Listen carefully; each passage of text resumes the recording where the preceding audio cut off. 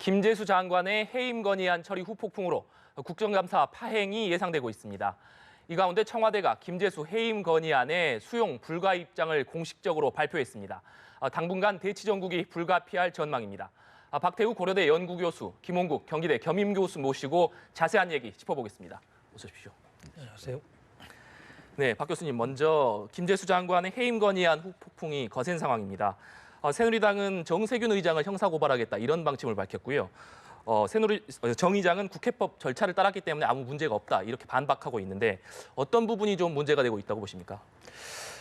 제가 보기에는 양쪽이 자기 이야기를 하면서 나름대로 논리를 갖다 붙이고 있는데 분명한 거는 국회법 77조가 있지 않습니까? 77조에 보면은 회기 전체 의사 일정을 변경하는 그 절차 과정에서 교섭단체 원내대표와 협의할 수 있는 그런 시간과 그런 어떤 프로세스가 있는데 일단 다급하게 11시 48분쯤에 정 의장이 이걸 하려고 하다 보니까 사람 찾고 또 일부러 피했는지 모르겠습니다. 접촉이 안 되니까 의사과정을 통해 가지고 서면으로 통제한 게 전부다 보니까 그런 문제가 좀 생기고 그러는데 일단은 이 국회의 모습이 우리 국민 입장에서 보니까 참 괴물 같은 모습이 됐어요. 과거에는 동물국회라고 그러고 18대까지 19대는 또 선진화법 때 식물국회라고 그러든지 20대 국회는 그거보다 더 초한 모습으로 지금 의사일정이 그러니까 괴물국회처럼 돼 있습니다. 네. 그래서 저는 지금 아까도 우리 앵커님 말씀하셨습니다마는 어떻게 국회의장은 사퇴 촉구 결의안이 나오고 윤리위에 제소한다,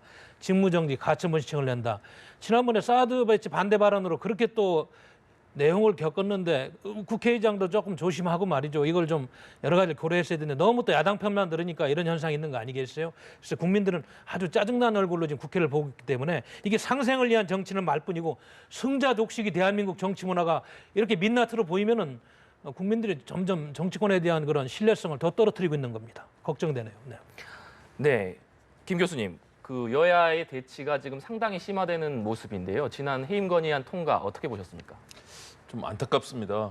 박 교수님 말씀하신 것처럼 우리 국회가 좀 선진화된 국회 그리고 국민들의 마음을 사는 그런 국회가 돼야 되는데 이번 과정을 보면 여당도 또 야당도 이 모습들이 국민들의 눈높이에 맞지는 않았다.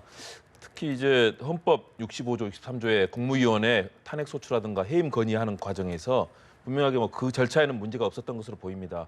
그리고 국회법에서 이제 77조를 가지고 이 차수 변경을 할 때 협의하는 문제를 놓고 이제 여야 간의 의견이 다른데요.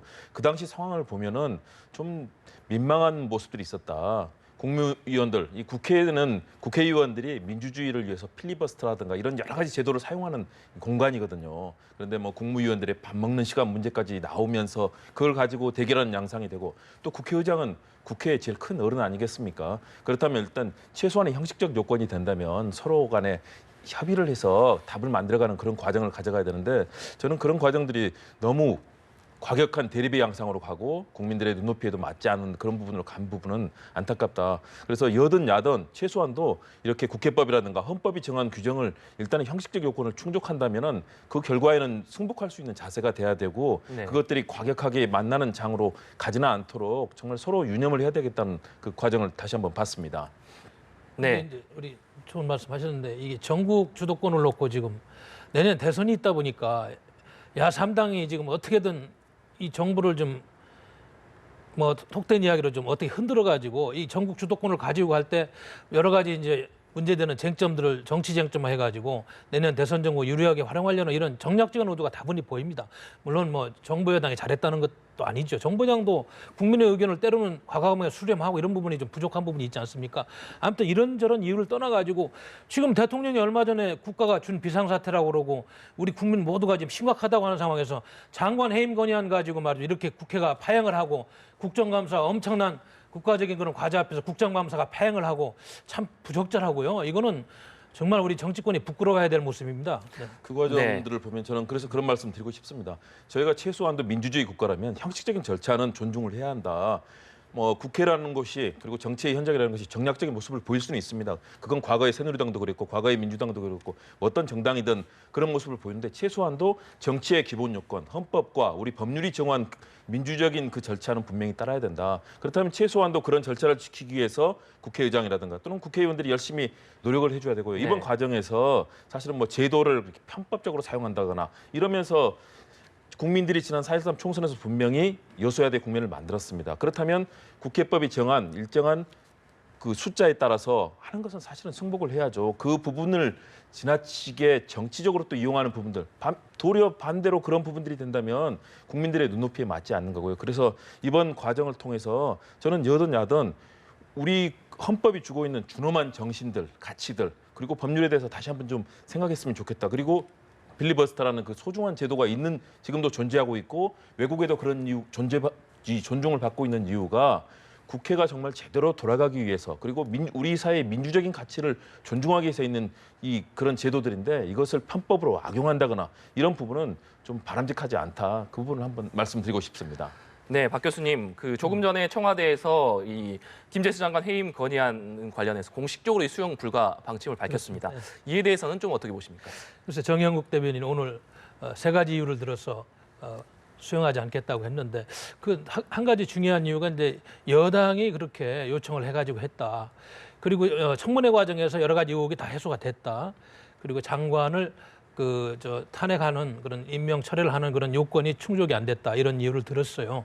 그래서 제가 봐도 좀 그렇습니다. 좀 김재수 장관이 지금 아시다시피 지금 임명된 지는 40일이 오늘이 40일인가요? 그리고 취임한 지는 오늘이 20일째, 어제가 19일째인데 아니 업무도 시작하지 않은 장관을 우리 헌정 역사상 어떤 장관의 직무상의 어떤 잘못이라든지 여러 가지 직무상에 나타난 도덕적 결함이나 이런 것 때문에 우리가 과거에 이제 해임 전찬을 밟았어도 지금 이렇게 지금 뭐 정쟁의 대상으로 그런 것도 뚜렷한 것도 없는데 단지 그냥 야권이 3당이 숫자적으로 우위를 하고 국무위원을 이렇게 해임하는 이런 절차는 또 헌정상 유례가 없는 거예요. 이런 측면에서 제가 대통령이라도 뭐 반드시 이렇게 그걸 받아들여야 된다는 그런 당위성도 없다고 봅니다. 그리고 더군다나 아까 말씀드렸습니다만 지금 야 3당이 여러 가지 지금 박근혜 대통령의 국정에 대해서 협조보다는 어떻게 보면 정쟁의 대상으로 삼는 일들이 많기 때문에 대통령도 위기의식을 가지고 당연히 저는 그렇게 나가지 그것도 국민의 많은 여론을 좀 참작해서 하는 결과다 그렇게 느껴집니다. 김 교수님, 그런데 이 국회 해임 건의안을 과거에 대통령이 수용하지 않은 사례가 없었기 때문에 전례가 없었기 때문에 청와대 이번 발표가 더 주목받는 것 같은데 어떻게 평가하십니까? 저는 당연히 수용을 했어야 한다고 봅니다. 왜냐하면 국회에서 지난번에 청문회를 거쳐서 부적격 의견을 냈거든요. 다른 분들도 부적격을 냈지만 가장 부적격 문제자가 바로 이분이다라고 했는데 사실은 임명이 강행이 된 겁니다. 그리고 강행이 된 이후에 이분이 뭐 자기 대학교 동문회 홈페이지에 자신은 다 억울하다. 자기를 그렇게 얘기했던 언론, 뭐 시민단체 각계 다 고발하겠다라고 하는 그런 오만한 모습을 보이면서 결국은 이 전체 정치권의 분노를 사게 된 거죠. 이건 여당 의원들도 마찬가지로 어떻게 이런 인물이 우리 이 국무위원으로서 우리나라 농정을 이끌 수 있겠느냐 그런 분노를 표출한 걸로 제가 들었는데요. 그렇다면 이분이 그동안 했던 과정들을 본다면 저는 분명히 살아왔던 과정, 편법과 특혜 이런 부분들 청문회에서 전혀 해소가 안 됐습니다. 도리어 더 의혹을 사실은 지나쳐버리고 결국은 현재 정치 상황에서 임명이 됐다고 보거든요. 거기에다가 임명이 된 이후에 보였던 모습들 때문에 결국은 정치권의 이 분노를 샀고요. 그래서 이제 결국은 해임 건의안이나 이런 상황까지 오게 됐는데 과거의 전례에서도 그렇습니다. 과거에 어떤 대통령도 해임 건의안이 들어왔을 때는 물론 1980년대 개헌 이전에는 당연히 해임을 했어야 됐습니다. 헌법에 따라서. 그런데 87년 개헌에 따라서 이제 해임 건의안을 받고도 임명을 할 수는 있었습니다. 그러나 그 전에 대통령들 모두 다 해임을 했습니다. 왜냐하면 그만큼 삼권 분립 체제에서 국회가 국무위원을 검증하고 그리고 나서 그 이후에 이런 모습에 대해서 국회가 해임 건의라는 그것도 정말 쉽지 않은 과반수의 의결에 따라서 이 충족된 요건에 따르면 해임을 하는 것이 당연한데요. 그런데 현재 정치 상황이 결국은 그동안에 있었던 여러 가지 정치적 상황에 대해서 이 박근혜 대통령의 국정 운영 방식이 사실은 현재 국회와 대립하는 양상을 보이고 있는 점이 저는 변수라고 봅니다. 그래서 이런 부분들을 좀 적극적으로 여소야대 국면을 앞으로 헤쳐나가기 위해서는 박근혜 정부가 남은 기간 동안에 국정을 제대로 원활하게 운영하기 위해서는 야당의 요구에 대해서 일정하게 사실은 화답을 해주는 모습을 보여야 야당도 또 국회도 대통령의 국정 운영에 대해서 협력을 할 텐데 이 부분이 향후 이제 더욱더 전쟁으로 촉발되는 양상이 될 것이기 때문에 저는 앞으로 국정 운영에 대해서 상당히 우려를 합니다. 네, 두 분이 청와대 수용 불가 방침에 대해서는 좀 다른 의견을 가지고 계신데 여기서 또 주목되는 대목이 내일부터 시작되는 국정감사입니다. 이 여야가 지금 굉장히 강하게 대치하면서 내일부터 국정감사 정상적으로 이루어질 수 있을지 좀 주목되는 상황인데요. 박 교수님 어떻게 좀 전망하십니까? 그래서 이 사태가 벌어진 다음에 우리 정진석 원내대표는 뭐 사표까지 제출한 상황이고 이런 상황인데 그 일환으로 이제 오늘 지금 3시부터 회의를 하고 있지 않습니까? 네. 새누리당 최고위원을 하면서 여러 가지 대책을 수립 중인데 일단 국정감사에 내일은 이제 안 가는 걸로 이렇게 결정을 하고 이제 그 기간은 얼마나 될지 모르겠어요. 그래서 지금 국회의장이 공식 사과를 하고 해임 결안을 좀 철회해달라 이런 이야기가 나오고 있는데 일단 새누리당 입장에서는 지금 이 전국에서 여기까지 왔는데 물러서 가지고 뭐 국정감사를 태연하게 가고 그럴 명분은 없는 거죠. 본인들이 지금까지 어제부터 언론 플레이를 하고 왜 자기들이 불참을 하고 정세균 국회의장이 뭘 잘못했는지 이야기했는데 국정감사에 가면은 그 명분을 다 철회하는 거니까 갈 수가 없는 겁니다. 그래서 일단 내일은 안 가는 것이 맞고요, 제가 보기에도. 그러나 내일이라도 이제 정치인들을 만나서 협상을 해야 되니까 적정한 선에서 국회의장이 뭐 사과를 한다든지 이런저런 프로세스가 있으면은 국정감사는 너무 장기화되면은 지금 국정감사도 중요한 국회의원들의 임무 중에 하나입니까? 국정을 감시하고 또 여러 가지 해법을 내놔야 되는 이런 중요한 상황에서 장기화는 맞지가 않다 이런 판단이 듭니다. 네. 네, 일단 더불어민주당 같은 경우에는 상임위원장이 야당일 경우에는 내일 이제 국감을 정상적으로 진행한다 이런 계획이거든요. 야당으로서도 그런데 이 새누리당 없이 단독으로 국감을 진행하기에는 좀 부담스러운 부분이 있을 것 같은데 앞으로 국정감사 김 교수님 어떻게 좀 진행될 거로 보십니까?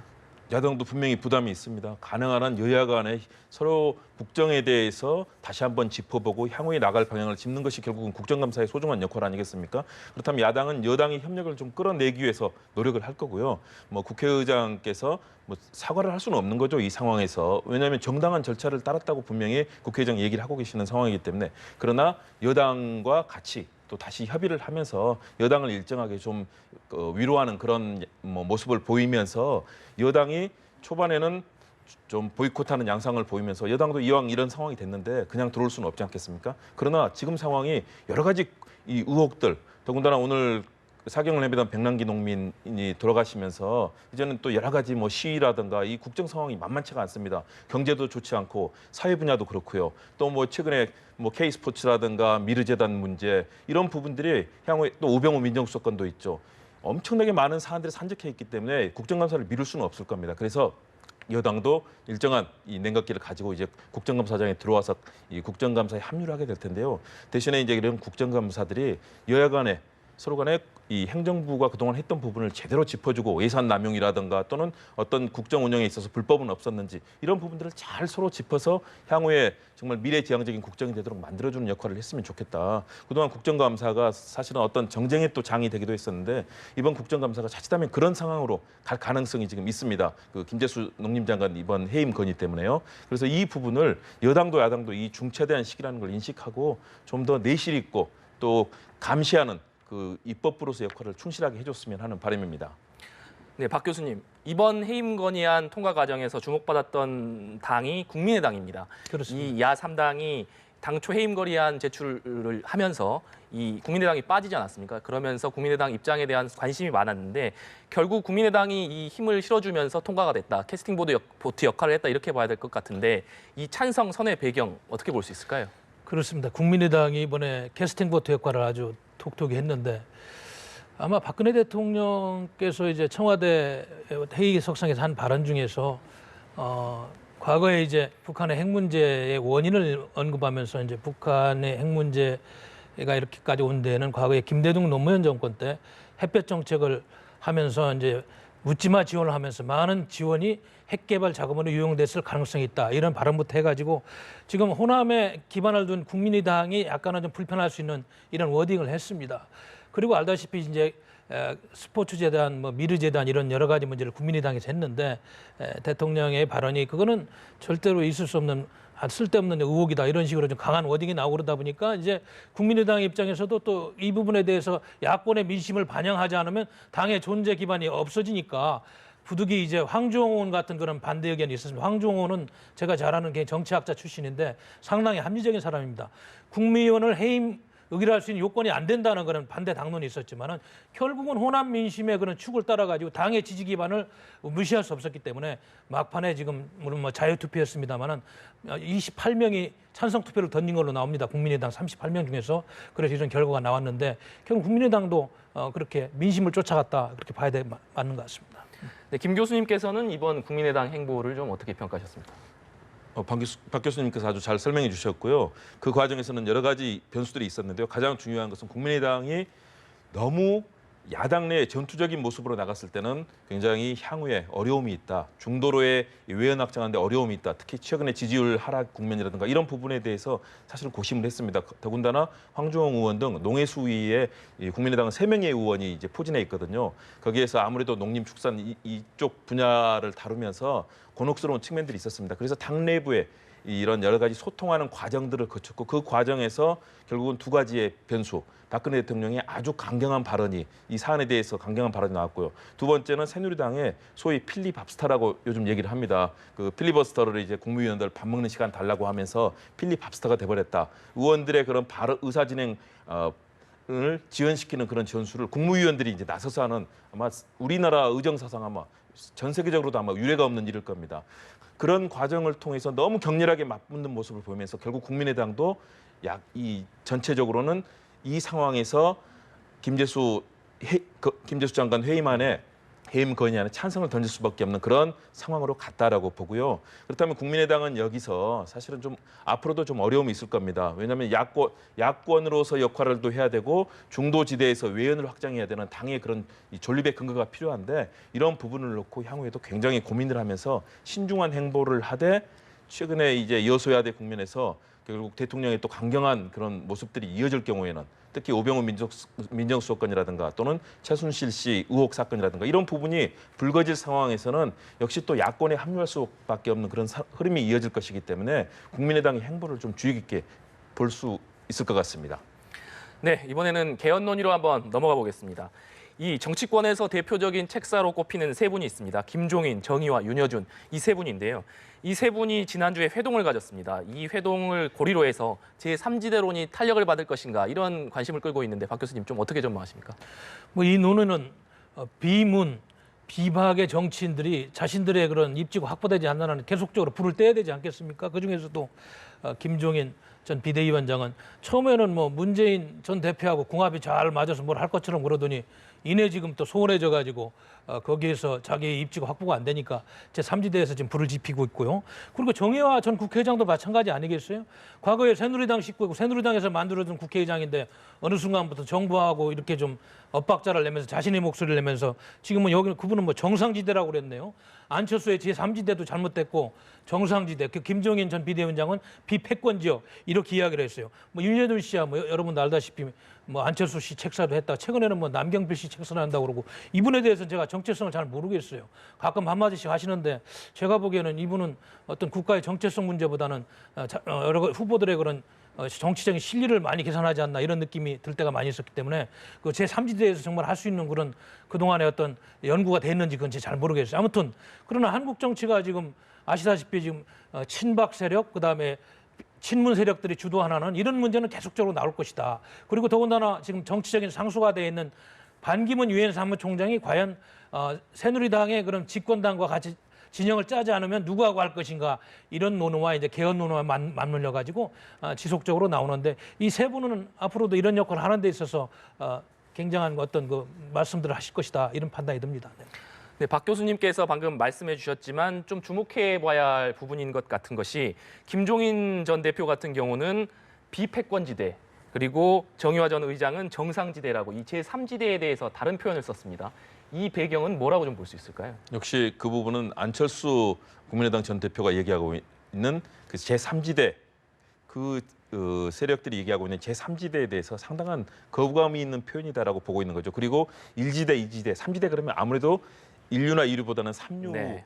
이런 이 느낌이 들거든요. 그거보다는 이분들이 그동안 얘기했던 화두, 우리 정치를 합리적이고 뭔가 좀 정상적인 틀로 바꿔보자. 왜냐하면 이렇게 각 계파별로 또는 권력별로 지나치게 대결하는 양상, 이것이 소위 말하는 패권주의적 정치 양상인데 이것이 집권 여당의 새누리당 안에서는 친박 패권주의 그리고 이 더불어민주당 내에서는 소위 말하는 친문, 친노 패권주의라는 이름으로 그동안 불리면서 비판을 받았습니다. 그리고 현재 양당에서 주된 흐름을 형성하고 있지 않습니까?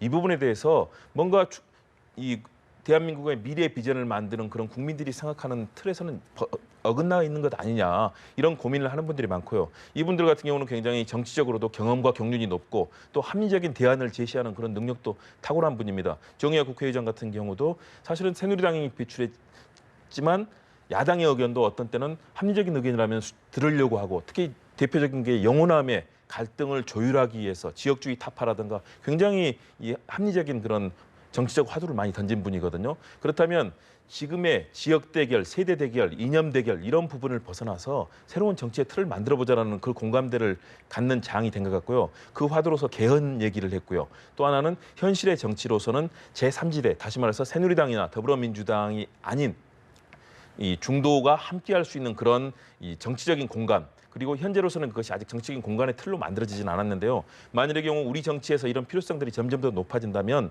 결국은 이번 대선에서 내년에 이루어질 대선에서는 이런 제3지대의 공간 운신의 폭이 커질 거고 이게 좀 정치적인 공간화가 된다면 아마 이번 정치적인 이 대선에서의 아주 치열한 경쟁이 펼쳐지는 그런 장이 될 가능성이 높다. 그래서 저는 이 세 분의 움직임과 이분들이 실제 지지하고 같이 함께할 이 대선 주자들의 흐름들을 한번 주목해 볼 필요가 있지 않나 생각합니다. 네, 박 교수님 그에 더해서 이 지금 개헌 논의에 대해서 상당히 불타오르는 양상입니다. 그 원외 인사들도 개헌을 촉구하는 모임을 가졌고요. 원내 같은 경우에도 185명이나 되는 의원들이 이 참여하는 개헌 모임에 참여를 했거든요. 이 개헌 앞으로 좀 탄력을 받을 수 있을까요? 탄력을 받고 안 받고의 문제가 아니고 이제 대한민국이 87년 체제를 가지고 그냥 가기에는 덩치가 너무 커졌잖아요. 이제 옷도 좀 맞는 양복으로 좀 받고 있고 또 헌법에 지금 IT 시대 또 제4 산업혁명, 4차 산업혁명 시대 이런 정신에 맞는 새로운 조문들을 담고 다듬어야 되지 않겠습니까? 이건 개헌은 아시다시피 권력구조 개편의 문제가 아니고 새로운 가치를 국민의 행복 시대를 여는 새로운 그런 어떤 철학적인 문제를 다시 담아야 되는 이런 시대적인 사명입니다.